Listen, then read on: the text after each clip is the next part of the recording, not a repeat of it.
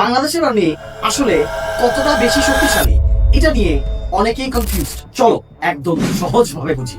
বিশ্বের সবচেয়ে শক্তিশালী সেনাবাহিনী কাদের আর আমাদের বাংলাদেশ কত নম্বরে আছে এটা জানলে আপনিও চমকে যাবেন। ইন্টারনেটে মিলিটারি র্যাঙ্কিং নিয়ে অনেকেই ভুলভাল তথ্য দেয়, কিন্তু আসল সত্যটা পাওয়া যায় গ্লোবাল ফায়ার পাওয়ার ইন্ডেক্স থেকে।